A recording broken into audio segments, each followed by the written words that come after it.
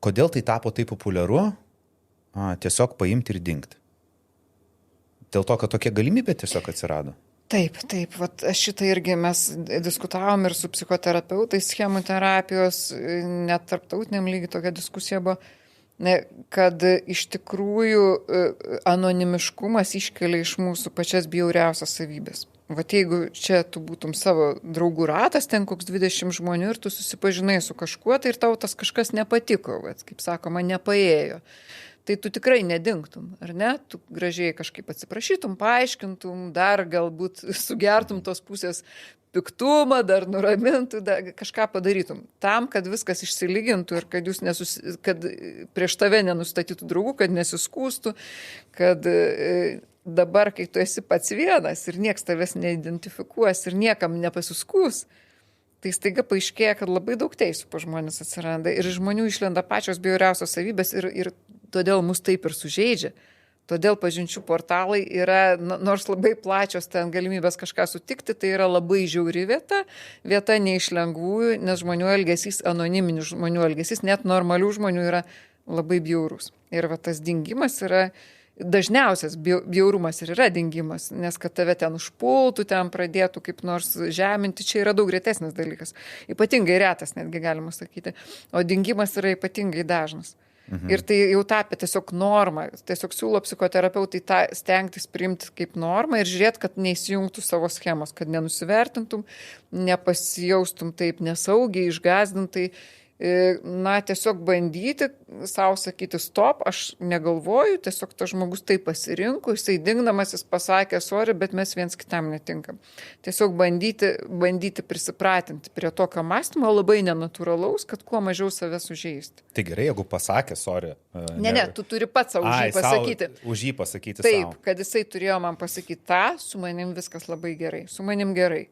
Gerai, ir taip pat tu šiokią tokią kelti savo, būti pirmuoju to, kuris taip nedarys, negaustant pačiam ir pasakyti bent jau tą gražų sakinį visiems, nuo kurių pabėgi. Tai, kaip sakyt, pradedi nuo savęs, paskui gal tie žmonės perims, tos merginos, kuriuom, tarkim, pasakytumėt, jos galbūt tai jau pasakys kitiem, jau kaip kažkokia griūtis sniego, jau gal pradės gerėti reikalai, nes čia žiauriai nesveikas momentas ir labai daug žmonių nukenčia. O ką tai pasako apie žmogų, kuris taip elgiasi? Pasako, kad jis ėjo lengviausių kelių. Kad, pasakysiu kažkam, tai dar supyks, kam čia iš vis vargintis, dar kažkokių čia žodžių ieškoti, arba iš viso čia visi taip daro, man zin, nieko čia tokio, nesuku galvos, nesu neempatiškas. Daug čia gali būti skirtingų priežasčių. Sakau, vienas jau gali bijoti pykčio, kitam gali būti nusispjauti ant žmogaus ir mes nežinom, kas ten. Tai tokiam partneriui antro šanso jau duoti nereiktų, jeigu jisai paėmė ir dingo taip. Reiktų paklausti vis dėlto, kuri iš tų priežasčių buvo. Nes tarkim, gal ta mergina, kuri dingo, jinai kitam vaikinui pasakė, sorry, tu ne mano skonio ir jisai pasakė, o tu žinai, kas tu, ir tada jinai, ne, daugiau niekam nesakau, kad tu ne mano skonio. Reikia sužinoti truputėlį kontekstą to viso. Arba galva tikrai pakliūva į kažkokią tai ten avariją, ligoninę. Paklausti. Mes visi turim savo kažkokių silpnybių, bet turi tada būti kažkaip paaiškinta jau. Bet žinot, čia ego. Taigi man neatrašo. Tai dabar ką aš praeina 3 dienos vėl rašysiu, įkyrėsiu, tai ką aš čia pasirodysiu silpnas, kad čia man jos labai reikia, ar čia man jo labai reikia. Ir čia įsivelia jau nenuoširdumas, nesgi po 3 dienų čia dar nėra joks įkyrėjimas, mandagus pasiteiravimas, žmogau, kur dingai, ar viskas okei, ar mes dar bendraujam, tai labai kaip tik toks tiesumas ir nuoširdumas. Tiesiai išsiaiškini, neatrašo, pasirodė po 2 mėnesių, tai gal pirmą tą klausimą pabandom atsakyti paskutinio, paskui einam į priekį, jeigu viskas čia kažkaip susidėlios. Gali žmogus pasakyti, kad viską, ką radau po to netiko, stojim labiausiai sakyti, gerai, kad nuoširdžiai pasakei. Žinai. O tokio atvirumo tai mes tokojam šiais laikais, nes jeigu, aš tai galvoju, o nėra taip, kad tas tikrumas ir atvirumas dabar tampa vertybė.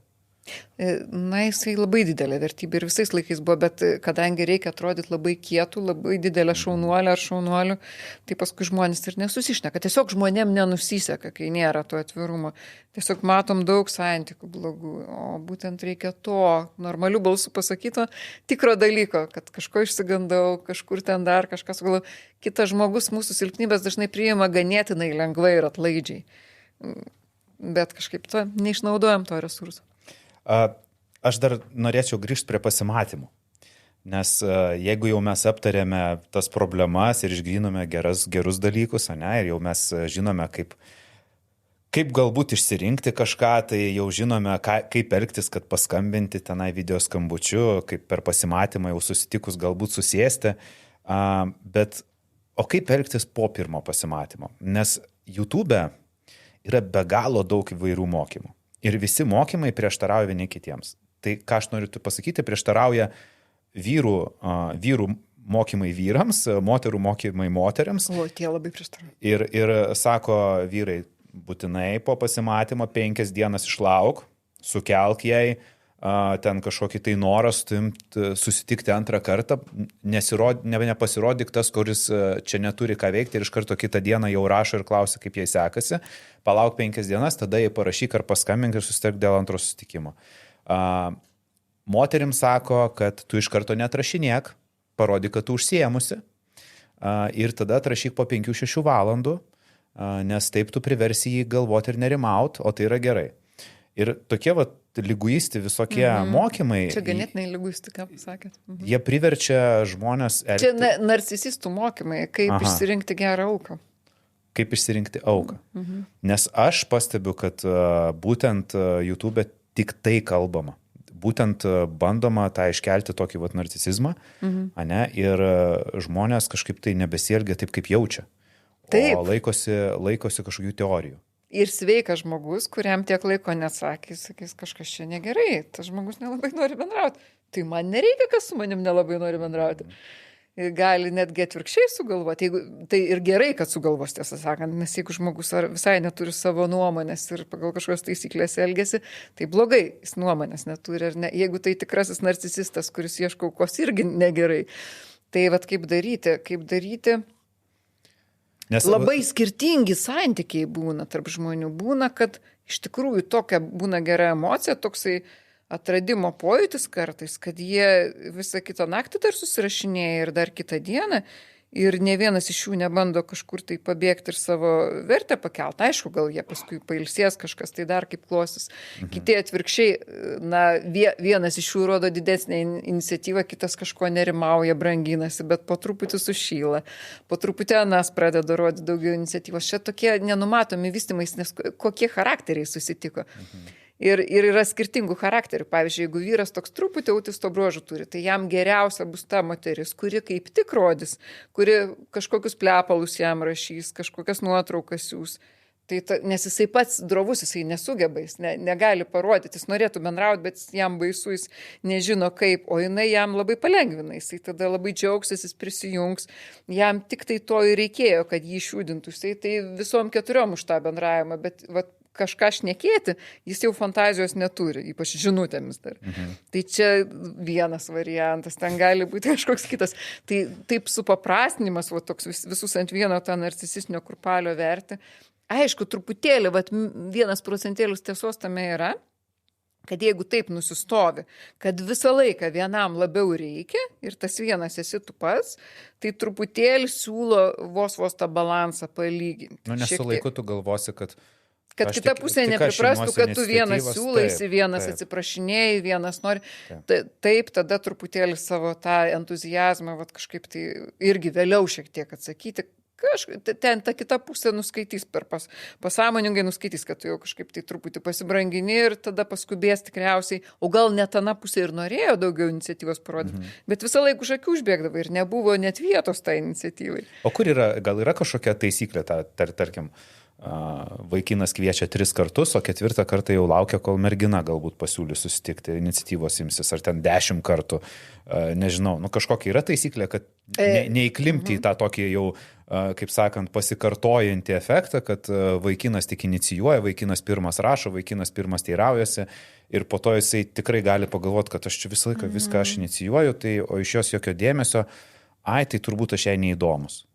Taip, matyt, taisyklė yra tokia, kad keli pirmi kartai, matyt, dar vis pas mus tos tradicinis tas mąstymas turėtų būti vaikino, 1, 2, aš nežinau, gal 3, ir po to turėtų įvykti atviras pokalbis, kad, žinai, man patinka, kai abudu siūlo, aš tada irgi nežinau, kiek tau reikia, gal aš ne tą siūlau, ne tada siūlau, tai aš laukiu iš tavęs dabar pasiūlymo, arba aš noriu su tavim pasitart, kad gal bent jau apytikriai kas antrą kartą, aš nežinau, ar 2 kartai mano, 2 tavo, bet kad tada tikrai mes jausimės abudu gerai, aš irgi jausiuos reikalingas ir žinosiu, kad nepersistengiau, neperkroviau tavęs.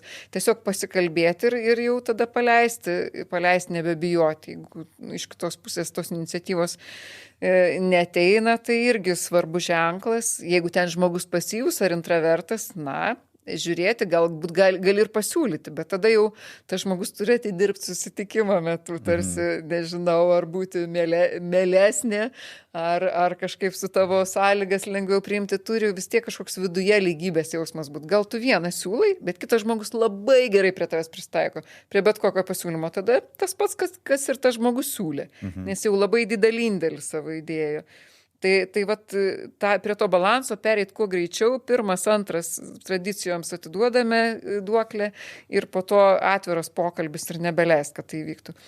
Man patinka, kaip jūs visą laiką akcentuojate atvirą pokalbį, nes iš tikrųjų labai mažai kas atvirai bendrauja ir būtent tų mokymų tenai ir tų visokių nuogirdų iš draugių ar dar kažko suformuoja tokį požiūrį, kad viską reikia strateguoti pačiai, pabendraujant su draugiam, spręsti problemą su draugiam, atrašė, neatrašė, kaip atrašė, bet su žmogum atvirai nesikalba.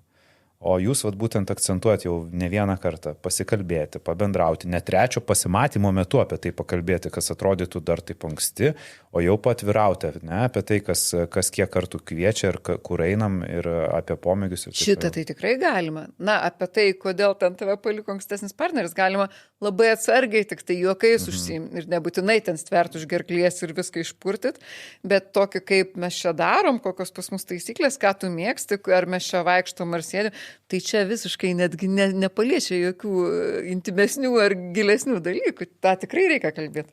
Nice. Nes aš kažkaip tai to negirdėjau, kad kažkas tai taip atvirai bendrautų, nes viskas vyksta paviršutiniškai. Smagu, kad pažiūrėjote šį trumpą klipą iki pat pabaigos. Todėl kviečiu visus pažiūrėti pilną epizodą štai čia arba ieškokite nuorodos aprašyme.